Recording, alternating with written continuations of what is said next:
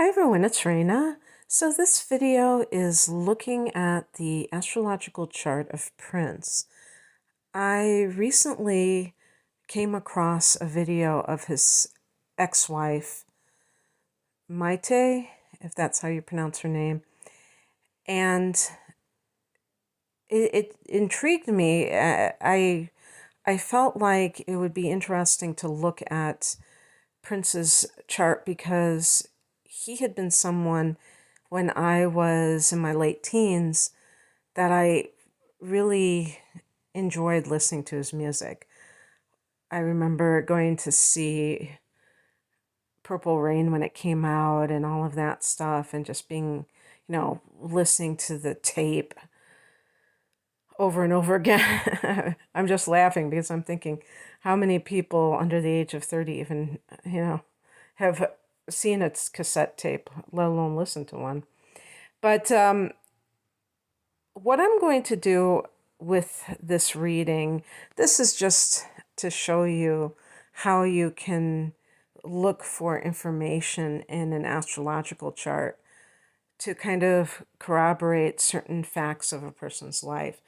And I'm going to be looking at his basic personality traits. Like, for one thing, Prince was known as being very secretive.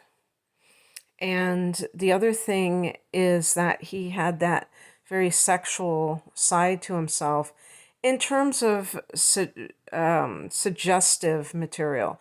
Not necessarily that he himself was doing anything overt, but, he wrote songs. He kind of launched careers of women who were primarily sexual in their stage act. And and look at that, his artistic talents. Do they show up anywhere in the chart? Where, how can you attribute certain things to him? And then even like his death, looking at that, because I feel like when you're talking about celebrities, when they give you a cause of death, don't just take that as the gospel truth. There could be foul play sometimes, and they're going to present it otherwise, like it was the person's fault. And I'm also thinking about Michael Jackson as well as Tom Petty. And all three of these men had battled their record companies or a record company in their day.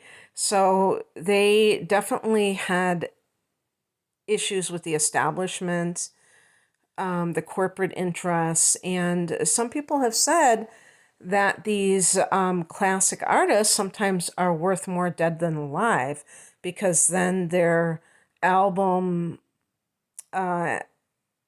inevitably goes to number one, and or goes into the top 10 or something, because people suddenly go, oh yeah, I love this guy, I'm going to buy their record. I'm sure that happened to Whitney Houston too. Yeah, there's another example, Whitney Houston, although I don't know that she had any problems with her record label. But and by the way, this is not to suggest that the individual did not have a drug problem or a substance abuse problem. However, with Prince, I was actually quite shocked when they said that he died of a drug overdose, because from what I had remembered, he was a pretty straight arrow, that he was, that he kicked people out of his band, for using drugs, that he was not somebody who would get high or drink. But I did hear that he had had some kind of injury and maybe started going down the route with painkillers. So that is a possibility, I suppose. And so I'm going to talk about all of those things and anything else that comes to mind. Well, you could say, why did he have so many names? Why did he call himself, the artist formerly known as Prince? And I think that had to do with the record company, or did he call himself Slave, or did he put that on, he wrote that or something? Anyway, so let's talk about this. I'm going to go through his personal points, and then I will comment on what I think that means. His sun was at 16 degrees of Gemini. He had his moon 1 degree of Pisces, so it was very close to Aquarius. It was on the cusp with Aquarius. Mercury in Gemini, Venus in Taurus, Mars at 0 degrees of Aries. So again, another cuspy situation. This time, the border with Pisces, and then he had Scorpio rising. Well, right off the bat, when you have a prominent Scorpio in any personal point, but the rising sign is a perfect example of this, the person can be very secretive. Also, actually, any of the water signs, the person can be very, like, for instance, having the moon in Pisces, he may have been very secretive about his emotions. And being a sun in Gemini, he may have found it hard to deal with his emotional nature, because Geminis, all air signs, if they have the moon in a water sign, that's going to be very difficult for them to navigate, because the water element does not want to have these types of emotions. If you are listening and you are an air sign with a water moon sign, feel free to come at me and tell me otherwise if you disagree with that. But that is my feeling about that, is that there is a desire to stay above the fray emotionally and not get too caught up in these kinds of heavy emotions in particular. So when another thing that I want to say about the water signs, especially, well, I shouldn't say especially, all the water signs. I was going to say especially Scorpio and Pisces, because just with celebrities, or maybe even clients I've dealt with, people I know personally, it just seems like those two water signs in particular are very, that they've been through a lot of trauma, but certainly cancers can be as well. And I actually know that for a fact. So any water sign, it's not to say that any of the other signs can't experience trauma. It's just that because if somebody has, especially sun, moon, or rising in water, they're going to have this very sensitive nature. And so it's going to hit them harder, is basically what I'm trying to say about it. Or, you could say too, if you have your sun, a prominent sun or moon in a water house, maybe that could be. And he had his moon in the 4th house, which is Cancer's domain, his sun in the 8th house, which is Scorpio's domain. So yeah, there you go. So there can be this secretive quality. And part of that with Scorpio, the reason is that the person is trying to present themselves as invulnerable. Like they are above it all. They don't have, they're strong. They're not somebody who's going to fold under pressure, that kind of thing. And they want to seem, and the reason for this is power. Also, there's that again, that tendency to be secretive can be so that it's like the 9th dimensional chess player, wanting to have the upper hand in these social situations by not revealing too much about oneself. And because Prince had this on the ascendant, Scorpio, this could have been something that other people sensed, that he was a little bit mysterious. And I just, when I was watching this interview with his ex-wife, who, by the way, is a sun in Scorpio. So there you go. And remember that Prince is a Gemini, so this is, cray cray, because, you know, it's so much different than, um, it's so much different than the Scorpio energy or even the Pisces energy. I would say Gemini has more in common with Pisces being a mutable sign than it does with Scorpio any day of the week. But anyway, she was saying something to the effect that he was a very private person. Okay. And so, that kind of thing, it's just like this natural tendency to kind of keep one's cards close to their vest. And so I'm just getting back here to my screen. And then with Pisces, it's really this, I would say it's more of a desire not to kind of have to relive something. So the person may not want to tell others something because it's already traumatic and they don't want to keep bringing it up. Now, that depends. Some people with a prominent Pisces tend to be very open about certain things that they're going through. But I think for males, especially, because Pisces is a feminine sign, the water signs are feminine, so they may feel this extra need to kind of man up and be, kind of be more the strong silent type. There's kind of a macho tendency I have noticed, especially in older males who have like a prominent water sign, sun, moon, or rising, that they might be like hyper masculine. And Prince was not, though. Prince did have, feminine traits, even his face. He had a very, not just because he wore makeup, but he did have very delicate features. So he definitely was in touch with his feminine side. But I'm talking about the sensibilities in terms of how does the person express emotions. Men have been, socialized or conditioned, and I'm talking about especially older men. Prince was born in 1958, after all, to be very, like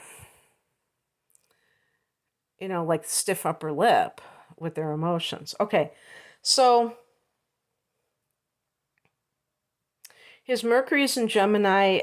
This is what I was talking about with these pseudonyms, or whatever you want to call what he had. He was somebody who named himself different things later on. I personally think it's because the two things. Again, you can say what you want to me if you want. You can bring it on and tell me I'm wrong. But I think that there's like a goofy quality with air signs, okay? Because of the tendency to conceptualize things. So the air signs are feeling their way through life, or I said feeling their way, living their life through their mind, through the intellect. So there's a very abstract, that's why they are detached, because everything is being thought of. And I have joked that air signs love going to therapy because then they can talk about their feelings. They can analyze their feelings. They don't have to feel their feelings. They can talk about them, analyze them. And I have a feeling that Prince was one of those people who was very astute in terms of, being perceptive about other people and their motivations, and maybe even himself. Although with the moon in Pisces, he may have had a pretty large blind spot, but not necessarily feeling his emotions. And I believe, as I recall, that he had a clash with his father. If you think about that song, When Doves Cry, he references his parents, and there is this suggestion that he's had some kind of problems with them, and I think, in the movie, there was domestic violence or some kind of a situation, and he was trying to protect his mother from his father, or something like that. And so that's an example of trauma. And what happens is that the person can kind of shut that off, and maybe they can talk about it, and they can understand it intellectually, but they may have a hard time really getting in touch with that pain. And so the fact that he had those names, I feel, is like his concept. Just like Sergeant Pepper's by the Beatles was a concept album, conceived by Paul McCartney, who's an air sign, who happens to be a Gemini as well. The idea of, concepts or symbolism, they stand in place of whatever something represents. And I mean, they are what something represents, but they stand in place for the real deal. So, it's almost like slogans. And I would associate people in the advertising industry with Gemini, because they're idea people, and they can come up with little jingles. Things are very short and quick. And Gemini is the perfect salesperson. So, yeah, that's how I see when somebody has Mercury and Gemini, they have a clever mind. This can extend to being a great writer. And, but it depends, there are Geminis like Bob Dylan who have Mercury in Taurus and still manage to be very verbose, at least on paper, not necessarily when they're being interviewed. They might be anything but that. Prince had some really clever lyrics, suggestive lyrics, double entendre. So kind of like a nudge, nudge, wink, wink. Double meaning, and their Gemini is a double sign. So is Pisces. All the mutable signs are double signs. People who have the moon in Pisces are extremely sensitive. And I was looking down at the Chiron, and yup, he has a conjunction between the moon and Chiron. So that makes it even more so. It is like the person who is a super empath. This, almost certainly guarantees that the person's going to be an artist or a healer. And you can make a case that artists are healers. But again, sometimes people who are like this will actually overemphasize something like their sun in Gemini and become ultra detached because they are so sensitive. I know someone personally who actually happens to be a child psychologist who I just thought, this person is such a hard ass, who has their sun in an earth sign, very, and I just figured, they just had a lot of that kind of thing, because earth can be very detached too, very practical, no nonsense, and rational. When I was looking at this person's personal information, I found all this water, and I laughed out loud because I was like, oh my gosh. Because sometimes a person may seem like almost insensitive because they're so detached, and yet it's because they are so sensitive that they overreact in that way.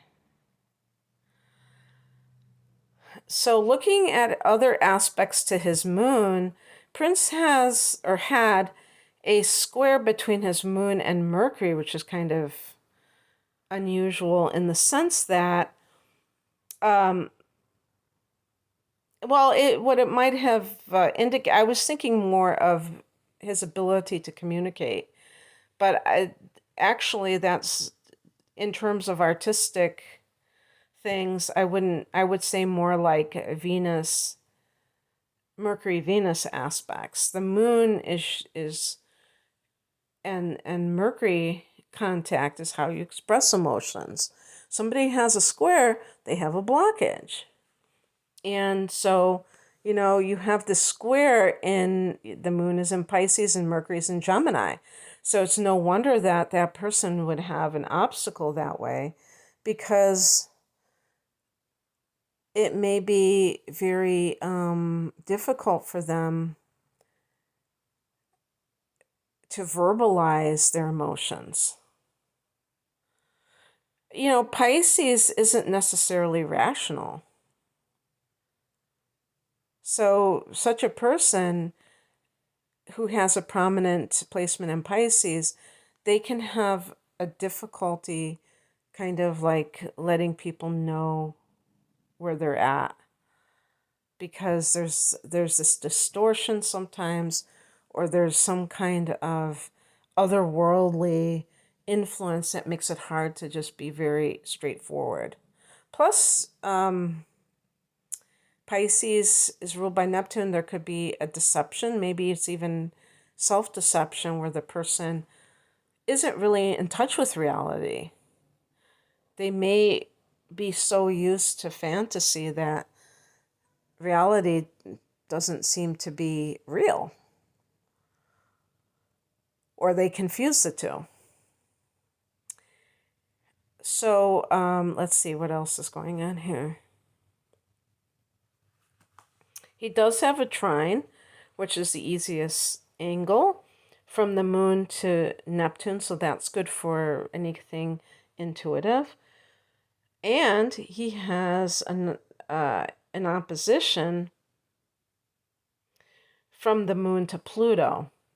Typically, we will see this with the mother-child relationship, either a square or an opposition. That person can be very overbearing, and this can even be a manipulative situation where the mother is, devouring, meaning that she wants to possess that child in one way or the other. One way this can show up is if the mother is having problems with her husband, the father of the child, or if maybe she has remarried or never married the father of her child, and never. So it could be somebody that's not this person's father, but some male figure, and that person is gone. She may turn to her son and treat him almost like that's her husband. And we would say, ew, that's creepy. And yes, it's psychologically very creepy. And you see this where the boy becomes a substitute for the husband, or the boy, or well, typically we're going to say his father.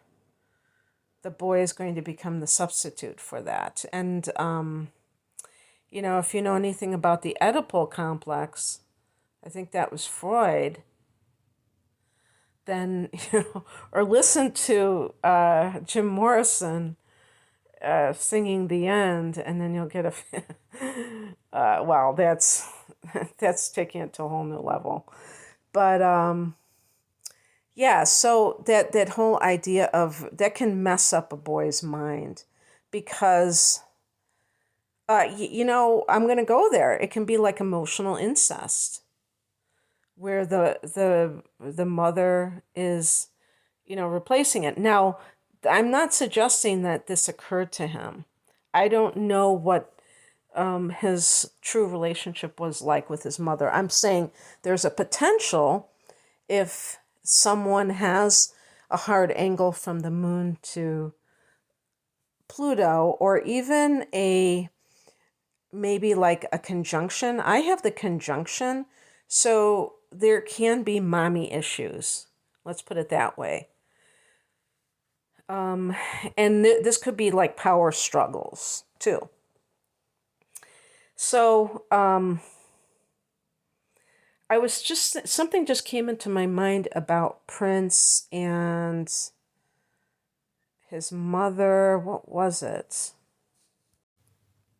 Well, one thing there, yeah, I have something I want to say about this opposition between the moon and Pluto. But another thing that I want to say is that if a boy does have some kind of um, un, unnaturally, like a relationship with his mother that is not the appropriate type of relationship where she's confiding it to him all of her problems.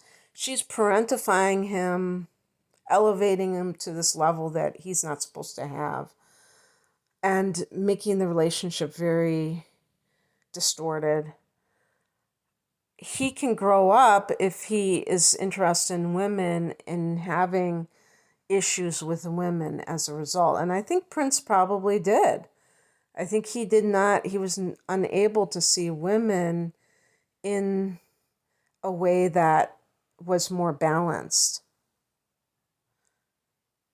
And I did a video about, what's her name? Vanity. What was that? Yeah, was that her name, Vanity?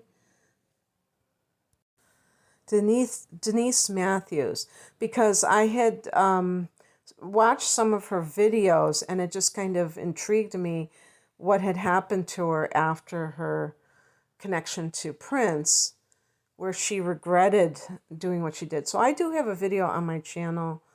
If I think about it, I'll link it down below for Vanity or Denise. But the reason I was getting confused was because she did not star in Purple Rain. That was Apollonia. And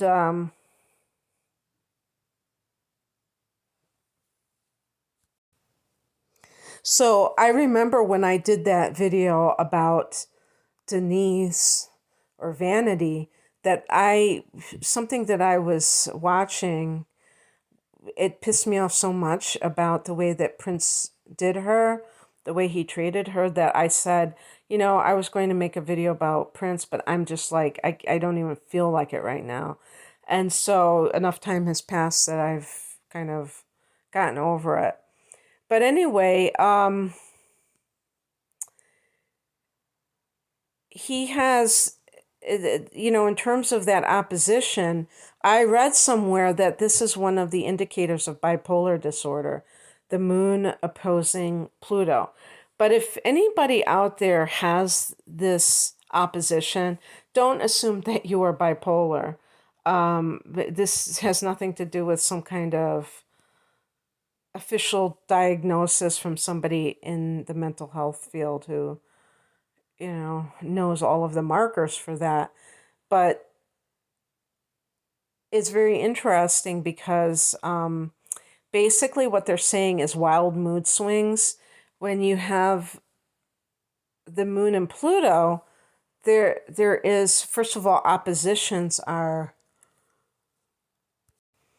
or they can be extremes. So one side, the other side, the polar opposites. And then the moon is the emotional nature. Pluto can be the intensity of emotions. And they even said in this one online article that it can scare people how intense the person can get.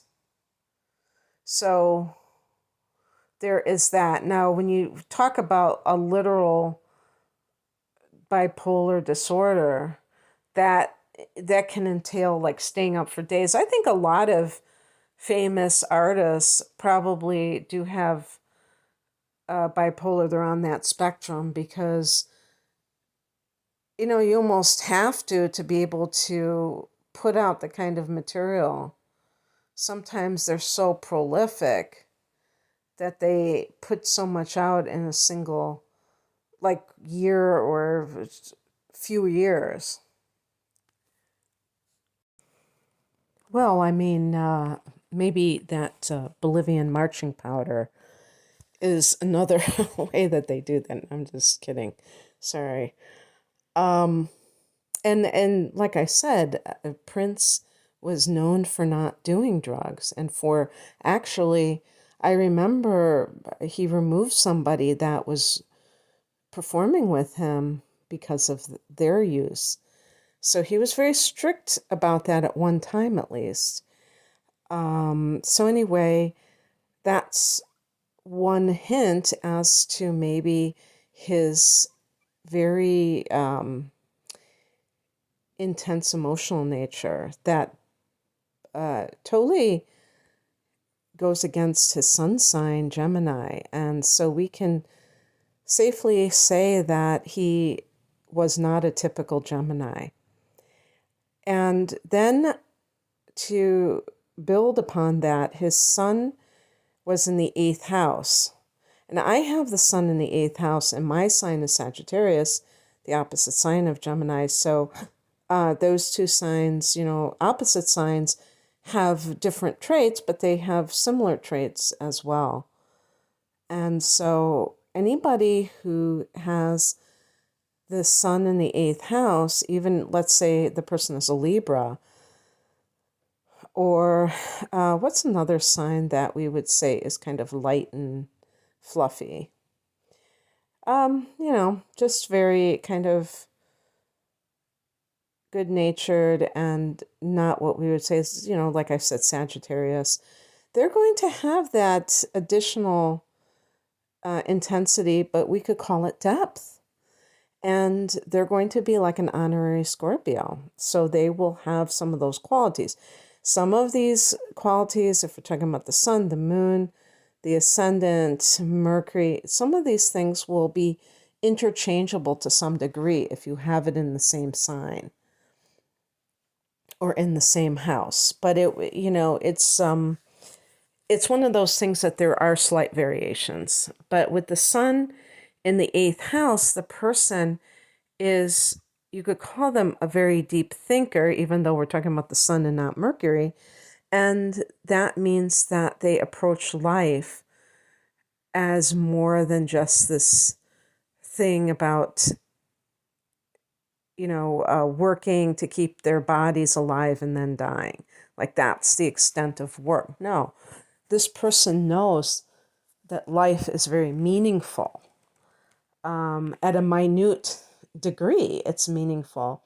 And they may live their life with great intention. And that can, kind of look like intensity.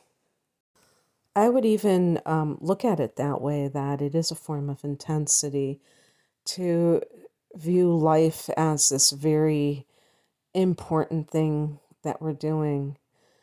That reminds me of this saying by Oscar Wilde, who was a sun in Libra, and he said, life is too important to take seriously. So he was kind of like, it was almost like the opposite of that, saying that, life is very joyful, so you shouldn't mar it, you shouldn't ruin it by taking everything so seriously and having such a somber attitude.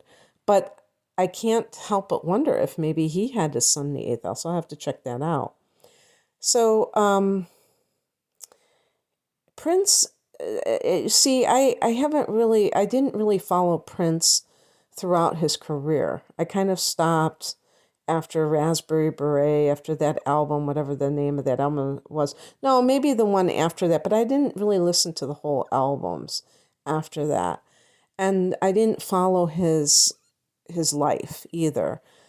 And the reason I mention that is because I don't know exactly what kind of belief systems he had.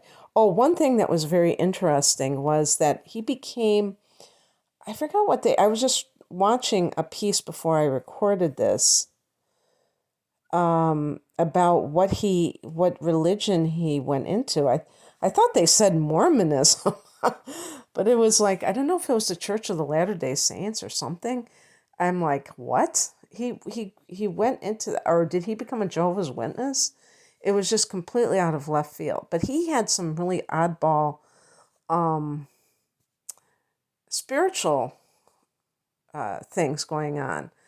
And this is no offense meant whatsoever about people who belong to Jehovah's Witnesses or Mormonism or anything like that. What I'm saying is that it's strange for somebody who is one religion to suddenly go into something else completely different. And I say this especially if the person is someone who has this carnal side to themselves, like this, celebrating sexuality.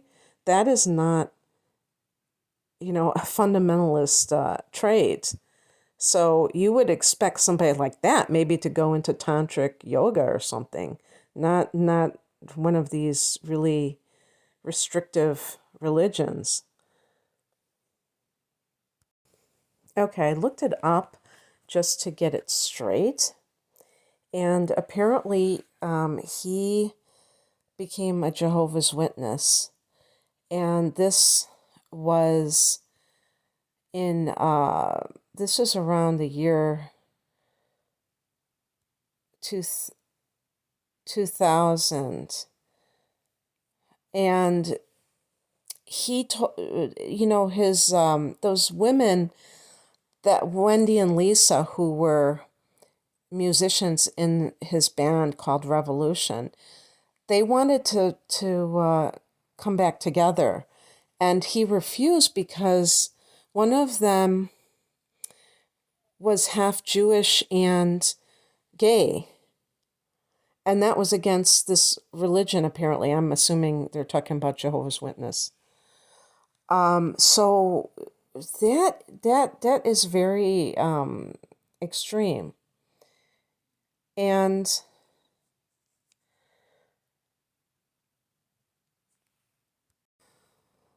then they were together 6 years after that because apparently he decided that it was okay. And so he did not reject her eternally. So that was good. I'm glad that he was able to, get back together with her, and that wasn't the last interaction that they had. And so he actually went door to door with the Jehovah's Witnesses, and he was like, can you imagine hearing a knock on your door and having Prince on the other side?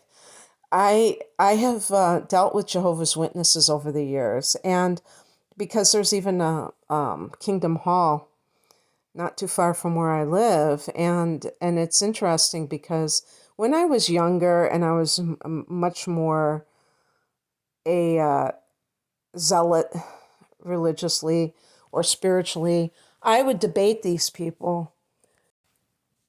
I would never do that today, but I also don't answer the door when they ring. And they're sweet people, but I'm not going to go there because I don't believe in it, and I don't want to discourage their own faith.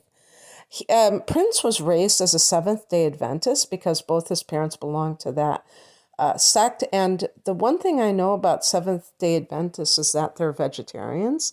I never knew that Prince was raised as a vegetarian, so that I'm assuming they followed that belief. So that's pretty wild.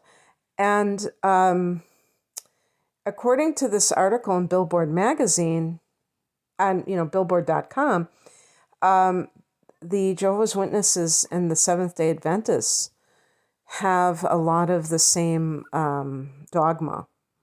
So that's very interesting as well, and might be why he was attracted to that religion eventually.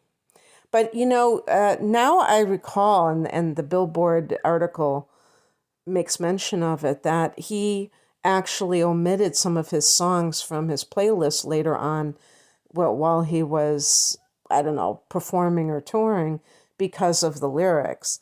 So that just goes to show that he was very serious about this. But anyway, I'm not going to get too much more into his religion. I just wanted to touch upon that because it's actually quite wild that he was so, I would almost say, fanatical about it. And I think that, again, with that moon opposing Pluto, that I think that people who have these bipolar tendencies, they do tend to get caught up emotionally on, with certain things, and then they can, delve into that quite a bit. But you see, he went back and forth, and that is that kind of the swinging of the pendulum.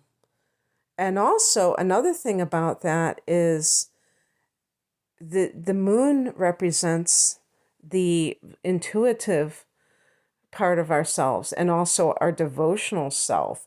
So people who have the moon, and his moon is in Pisces. So remember too that Pisces can be very subject to illusion, delusion, and deception. And those are all part of the same things, right?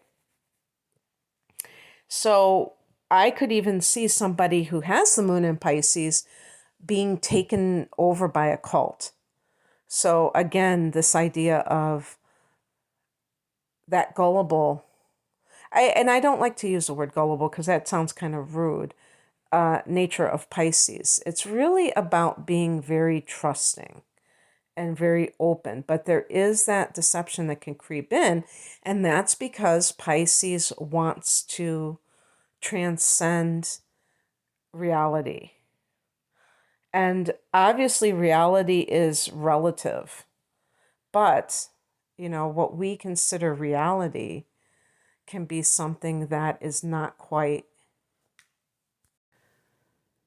appealing to somebody who has the moon in Pisces or the sun or, some of these inner planets, because the world can seem very harsh. The person's, especially with the moon position, the person is very, very sensitive. So everything feels like too much. And again, he had a conjunction with Chiron. Chiron has that Piscean quality too, that's suffering. So the other thing along those lines is that his Neptune, actually, he had the North Node at 0 degrees of Scorpio and Neptune at 2 degrees of Scorpio in the 12th house. And they formed a conjunction. Oh my goodness.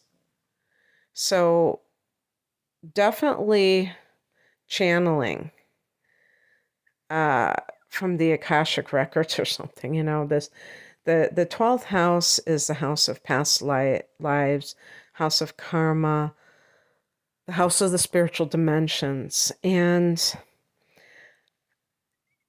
this person who has Neptune in the 12th, if you look at, I read so much, I would like to believe that I came up with this, but I can't say for sure.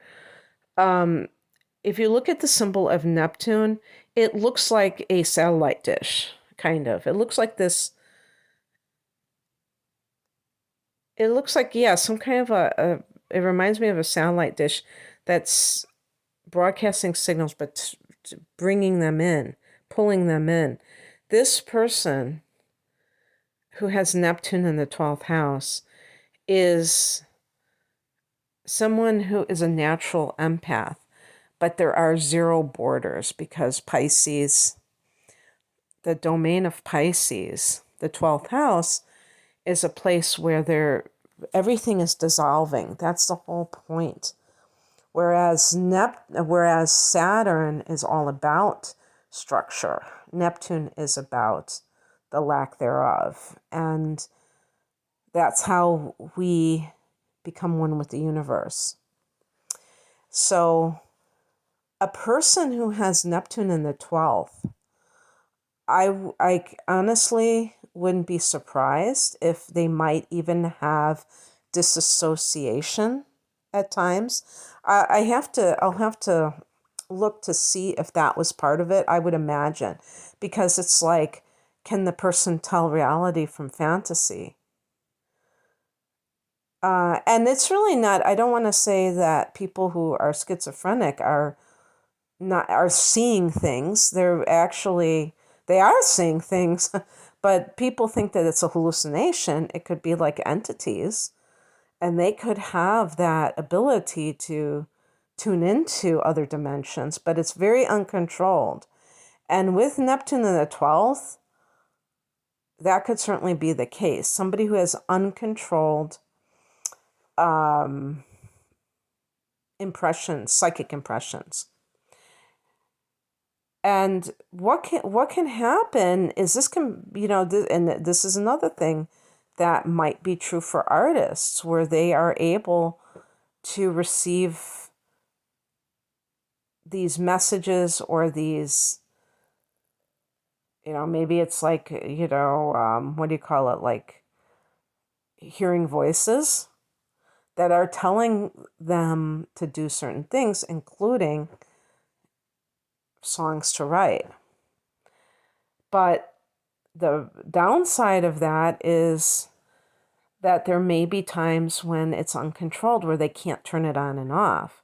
And that's where it can be problematic, and it can be disorienting disorientating, however you say that, for that individual. And maybe even lead them to do deluded things. And so this may be where that religion quirkiness is coming from. But actually, I think that in the 9th house, where he has Uranus, this is the house of organized religion, he has Uranus here, and that can indicate somebody who very abruptly changes their religion, which he did, or it has an eccentric attitude towards religion. One thing that he said in response to other people telling him about spiritual things, he said, when you get into that Trekkie stuff, he said something like, that's when you lose me, or something to that effect. I don't have that article in front of me again, but something to that effect. So apparently he did not want to hear about anything woo-woo. It probably had to be organized religion for him, so that's interesting. Why was he like that? I find that sometimes people with Pisces, prominent Pisces, or I would say even the fact that he had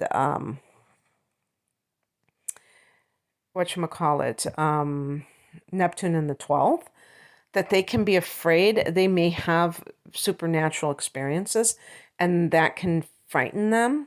So they turn it off, and then they reject it. But I also think that it may be the legacy of his upbringing. I don't know about those religions, but I would assume, since they're Christian based, that they frown upon anything that is, woo-woo. So that might be why he was like that and thought that there was something wrong with it.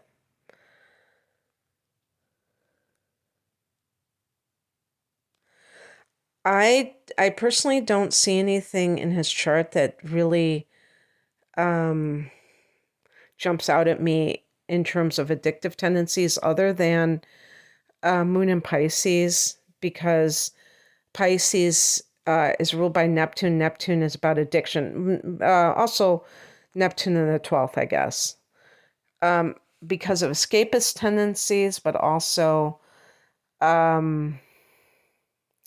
Neptune rules drugs. Oh, yeah, that was the other thing, too, that sometimes you can look at the fourth house, I believe, to find out about the end of life for people. And I just realized something that kind of freaks me out, okay? First of all, when I looked at his fourth house, I saw that he had Pisces there. So I thought, okay, well, Pisces, is ruled by Neptune.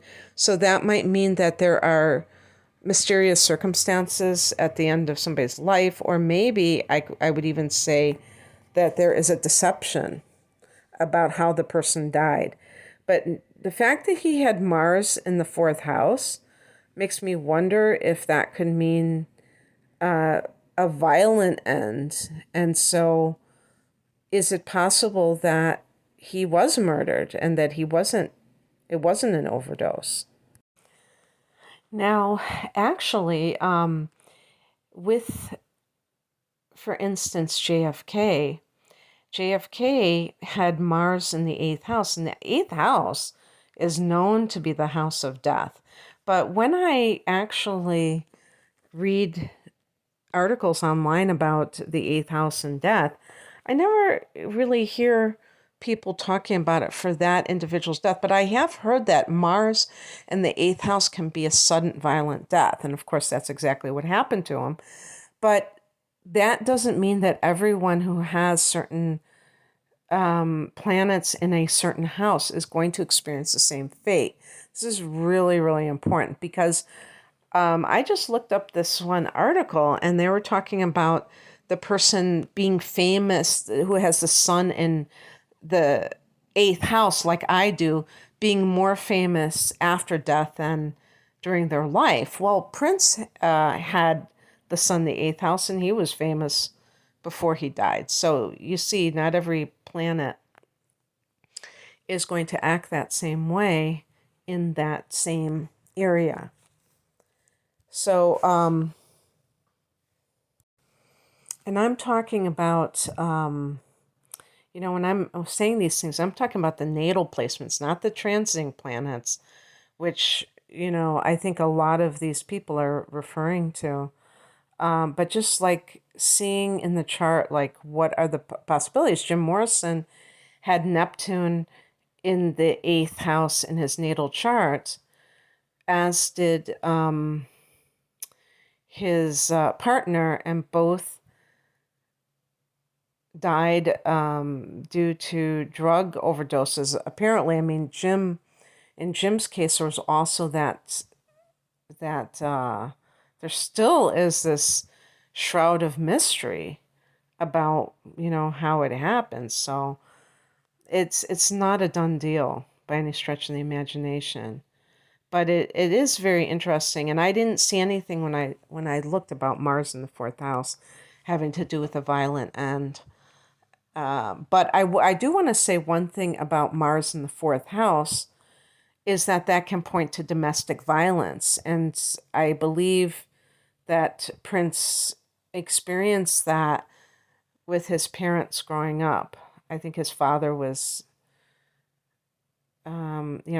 abusing his mother. So that was something that he was a party to, and so obviously it didn't lead to a lot of peace in his childhood, apparently. His moon was also in the fourth house, so he probably had a psychic link to his mother. And I do feel, I mean, I don't know if how close he was to his mother, but even if he wasn't close, he would have still had that connection to her. The fourth house can be the mother. Some people say the father, but I just feel that's not really accurate. And he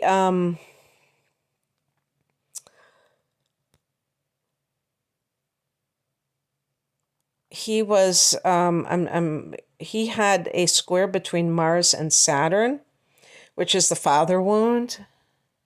Saturn represents authority figures, the father, and Mars can be rebellion. Um, and, another thing about Prince that was very unusual is that if I'm not mistaken, he lived in Minneapolis his whole life. He had, what was the name of that place? Paisley Park. And Minneapolis is the Midwest. Um, I was born in Chicago. I have lived in the Chicago suburbs my whole life. And, people who live on either coast call the Midwest the flyover country, right? So Minnesota, are you kidding me? And plus it's so cold. I mean, Chicago's cold. Can you imagine, Minneapolis? Um, but they built a whole music scene up there. And so anyway, I mean, he didn't go Hollywood. I mean, he might have had a place in in California or whatever, in case he had to deal with the show business aspect. But for what I knew, he always lived in Minnesota. So the moon in the fourth house can be attachment to the past. The fourth house is your childhood. This is the domain of Cancer. So the moon in the fourth is like having the moon in Cancer. It's very nostalgic and very tied to the past, maybe sometimes too tied to the past. So that person may, their emotions may almost feel like the past is more real than the present. And they can have a very patriotic attitude. They can love anything that has to do with their country of origin. And in his case, he stayed very close to where he grew up. So, in the same city.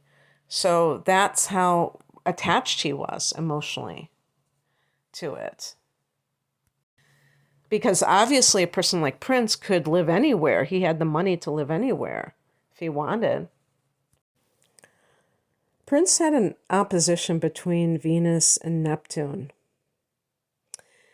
And then having the moon in Pisces, Pisces being ruled by Neptune, this can really be the person who falls in love with a fantasy.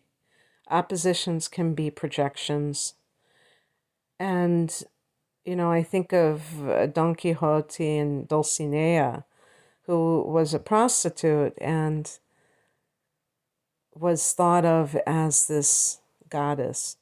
And, of course, there's always that, duality in that, which is really about, yes, she was a goddess. So it's not to say that someone who is doing sex work isn't that as well. But seeing her in a different light, that was part of that. And that whole idea of imposing a fantasy on someone. Why do people do that? Well, when they already have a lot of influences that are unworldly, otherworldly, they can find it hard to really be discerning. This is again what I'm talking about with the moon in Pisces. And so it's very easy for such a person to fall in love with the wrong person. In seeing that interview with Maite, or however you pronounce her name, she seemed like a very spiritual person, a very loving person. So it's not to say the wrong person is someone who is bad, like somebody who's like trying to cheat that individual or anything like that, but it could be. It could certainly be like that. In her case, it probably was that they were not, that they did not resonate on a certain level, even though they had certain things that they did resonate with one another on. That they were, different types of people. But certainly they did have things in common, and that's why they were drawn to one another in the first place.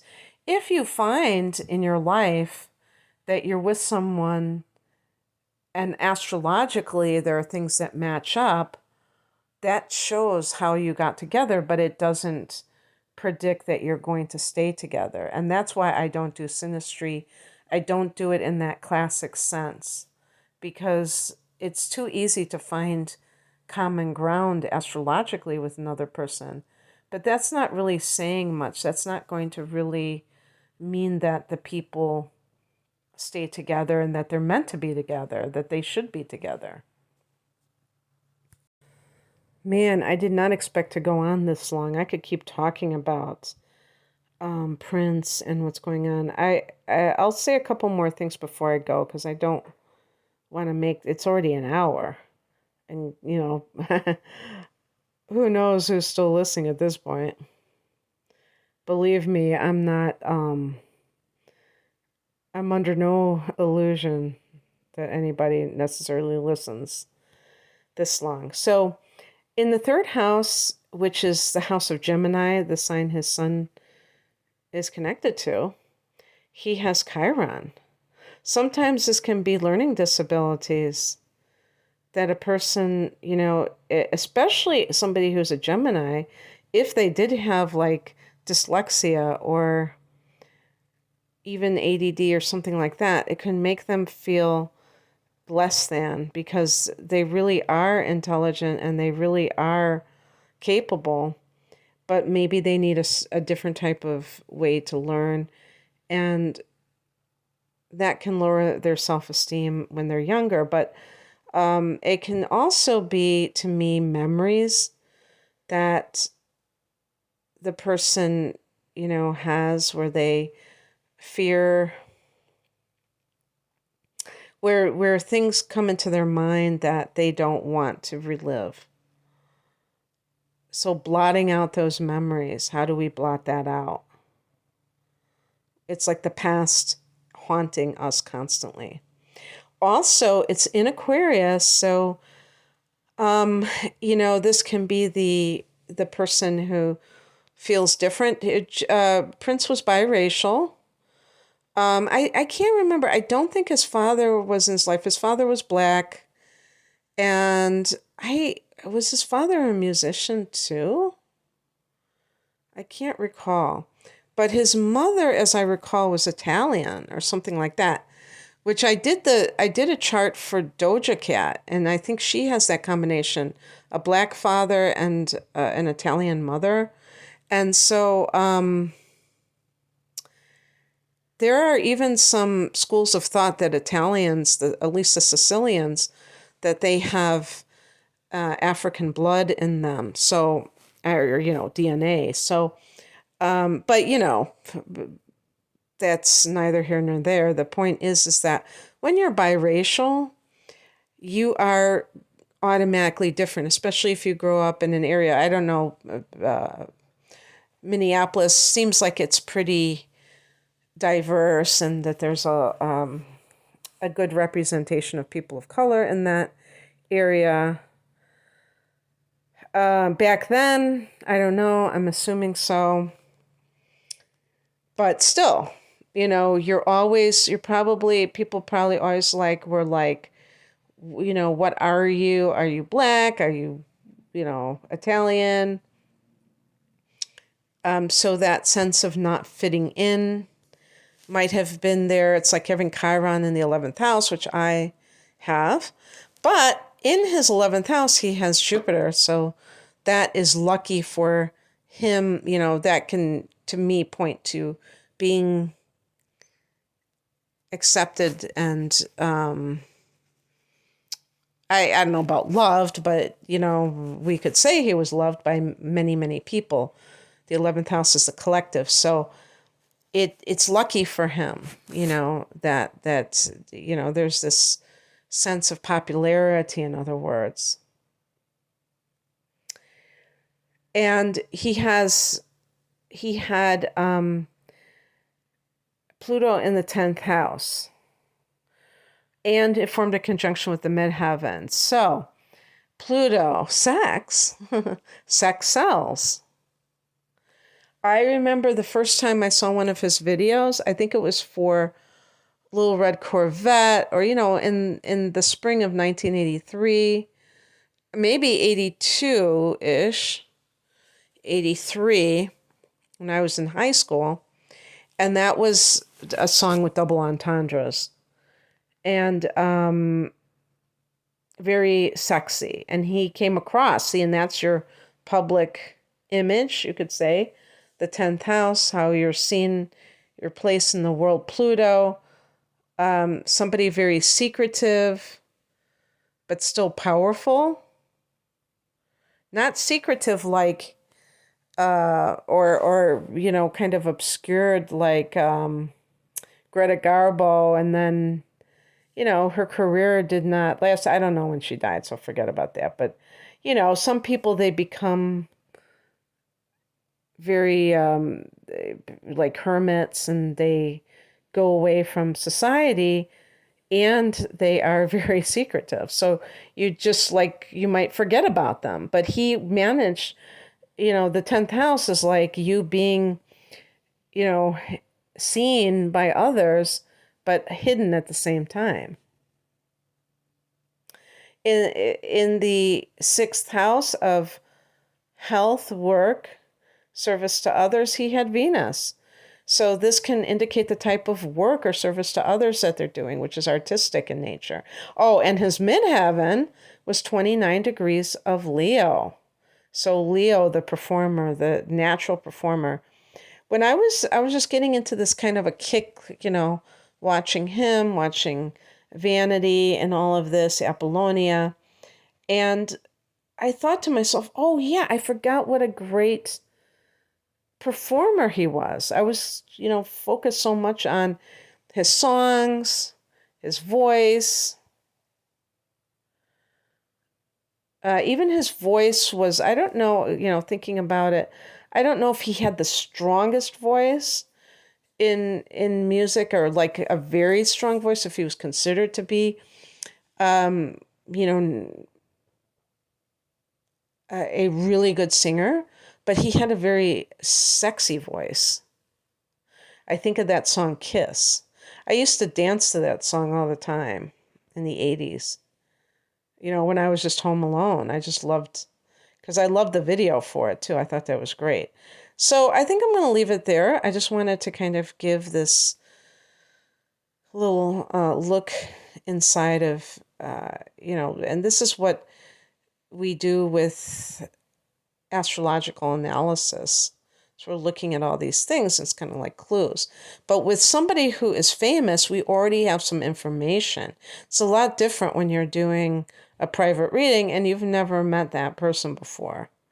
And you're just kind of like throwing it out there. But with Prince, we can corroborate some of these things. All right. Well, thanks for listening. And if you'd like a private reading, the link is below. Take care. Bye.